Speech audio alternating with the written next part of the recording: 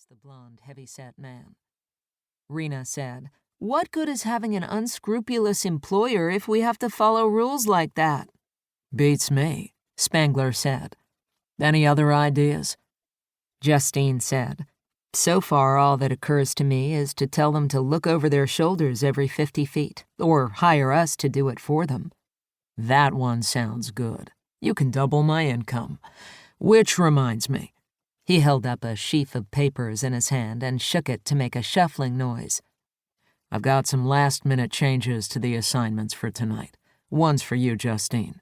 You're going with Marcia Min tonight. She's doing a surprise appearance at the Comedy Pit to try out new material.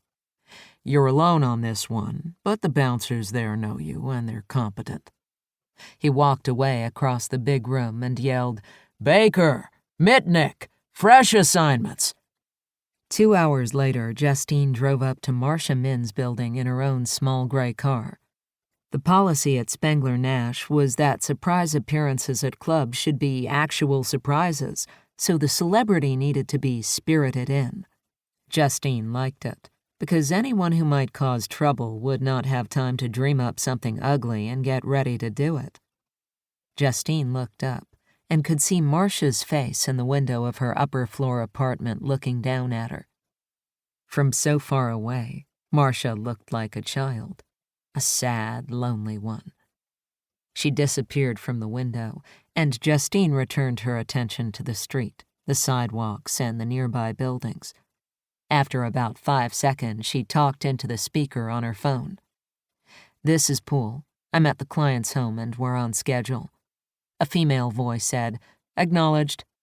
Neither of them said the client's name or the address or the destination, any of which would be inviting company. Marcia Min was dangerously popular right now. 2 years ago, she'd had a big national stand-up tour and a streamed television special, and then spent last year in LA shooting 2 full seasons of a television show based on her comedy called Shanghaied. That title had made Justine wince, but she supposed the only people the world could be sure had never shanghaied anybody were the people who lived there, and a hit was a hit. The whole country wanted a 3rd season, even though only the first one had aired so far. The network had given Marcia's agent an opening offer for a 3rd, but it was insultingly cheap. So her agent had leaked a rumor that the show was being canceled. The resulting wave of online outrage had been so overwhelming that the network had been rocked back on its heels, but not so much that it forgot to use the public reaction as a chance to raise their advertising rates for the show's already shot 2nd season.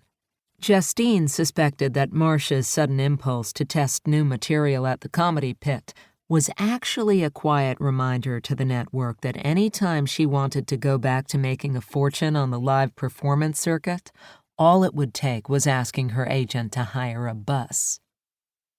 Justine saw Marcia come out the front entrance of her building wearing a pair of jeans and a leather jacket, trot to the car and take the passenger seat.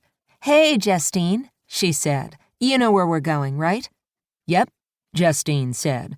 "We'll be there in 15 minutes. I love that jacket, by the way." "If you let my enemies kill me, you can strip it off my body before the cops arrive. You can have the bullet hole patched good as new." "I'll keep that in mind," Justine said.